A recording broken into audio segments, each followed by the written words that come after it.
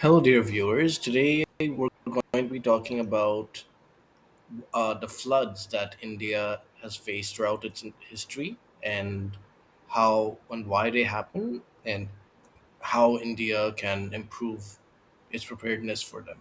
Let's begin. Hello, I am a global nationalist. I support nationalism in my country, India, and in all countries around the world. Today I'm going to be talking about Indian nationalism in general, with the focus on the floods that India has regularly, with specific reference to the floods that happened in Chennai this week on December 3rd and 4th.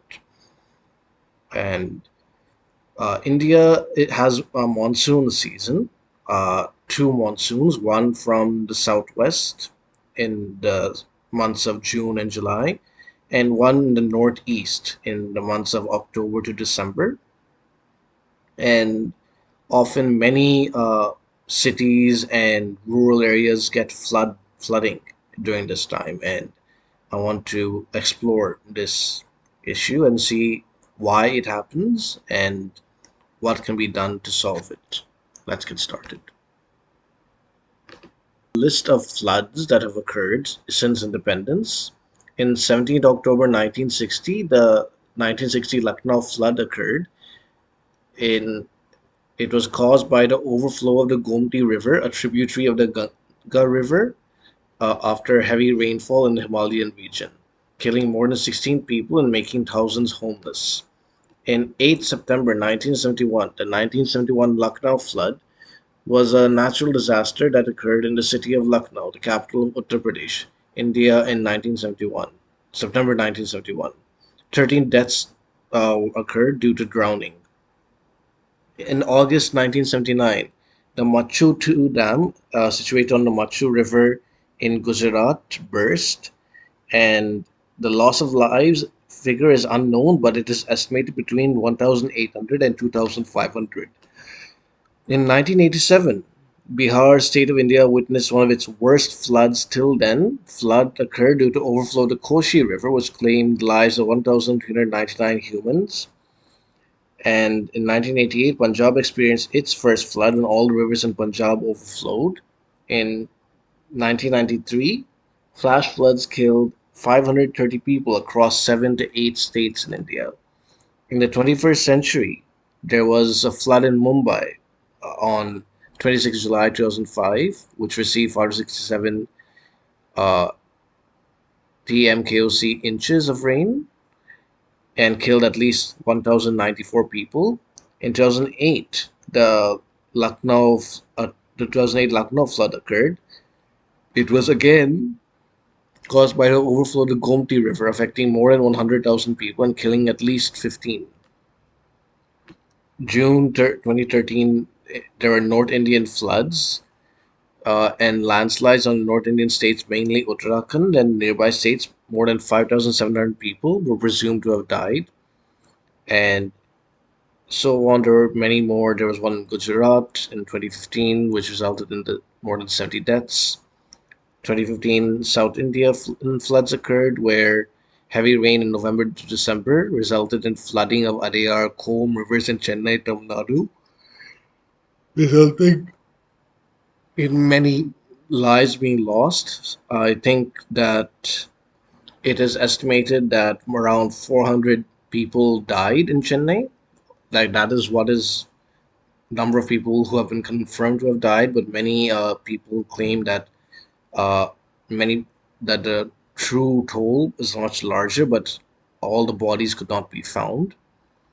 I guess that's probably the situation for all of the other floods that occurred as well.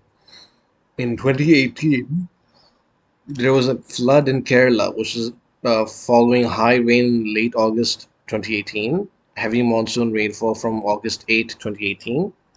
Several severe flooding affected Kerala, resulting in over 445 deaths. 2019 Indian floods, including the 2019 Kerala floods. These floods affected over 9 states, including Kerala, Madhya Pradesh, Karnataka, Maharashtra, and Gujarat. And as you can see here, there's been floods on the Brahmaputra in Assam, Hyderabad, Uttarakhand, Maharashtra, Assam, Balrampur, North Indian floods, Himalayan floods, and Chennai floods. So, as we can see, that flooding has become more prevalent in the 21st century than it was in the 20th century. Why is this? It's probably because of climate change, but also due to other factors. Climate change is said to have, in part, caused large scale floods across central India, including the Mumbai floods of 2006 and 2017. During 1901 to 2015, there's been a threefold rise in widespread extreme rainfall events across central and northern India. This includes Gujarat, Maharashtra, Madhya Pradesh, Chhattisgarh, Telangana, the Western Ghats, and also Goa, North Karnataka, and South Kerala. The rising number of extreme rain events are attributed to an increase in the fluctuations in the monsoon westerly winds due to increased warming in the Arabian Sea. And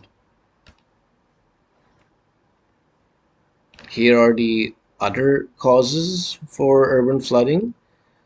Drainage system. One of the primary reasons for urban flooding in Indian cities is the inadequate drainage infrastructure. Many urban areas lack well designed stormwater drainage systems capable of handling heavy rainfall. As cities expand without proper planning, impervious surfaces like roads and buildings prevent water from seeping into the ground, overwhelming the insufficient drainage systems. Urbanization. Rapid urbanization, both planned and unplanned, is also responsible for flooding. Take, for example, the construction of flyovers, widening of roads in urban settlements, or what is called grey infrastructure in a planned manner, duly approved by the competent authorities, but in waterlogged areas. All of them are responsible for urban flooding. Loss of urban commons. Many cities have witnessed encroachment and illegal construction on water bodies like lakes, ponds, and rivers, and in urban green patches or mini forests, often referred to as blue infrastructure.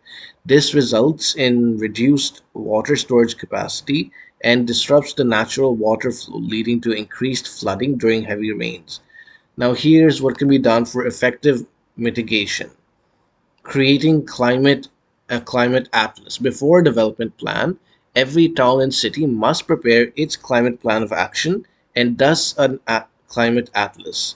The climate atlas must be done with the active participation of people. The vulnerable points must be identified, water contouring must be done, and a no should be uh, done uh, given for damaging the water bodies or channels. Sustainable urban planning. Cities need to embrace sustainable urban planning practices that consider the natural topography and hydrology of the region. This includes preserving natural water bodies and floodplains, as well as integrating green spaces that can absorb excess water. Now, this is about natural disasters. You may wonder what this has to do with Indian nationalism. Well, India has always had monsoons and it had traditional ways of dealing with it. First of all, urban planning was not haphazard like it is now. There was also enough forest, enough greenery to absorb water into the ground and maintain the health of the soil. And also, people did not build in green areas, and there were embankments and uh, river bends created to prevent flooding. So there's a lot of traditional knowledge within India of how to preserve the water bodies and prevent them from overflowing and to protect people's livestocks and homes and themselves. But in modern India, we've forgotten those values and those traditions, and we're kind of having an urbanization plan which is somehow somewhat inspired by the West without taking into account our own conditions, and so we're suffering from it. We need to go back and relearn our traditional knowledge systems to learn how to uh, deal with our climate, our weather, and climate change is going to make uh, these uh, extreme weather events more common in India. So India really needs to get a move on in handling these quickly before they become too frequent and too damaging for us to handle. So I hope that will happen, and I have some confidence that uh, the current central government will look into this, especially if they come back into power in 2024. So yeah, that's all I wanted to say. Please share your thoughts about the video in the comment section. If you want to see other videos about Indian nationalism in general, click here. If you want to see my previous video, click here. If you want to see the sources I used for this video, click the links in the description below. Thank you for watching. Goodbye.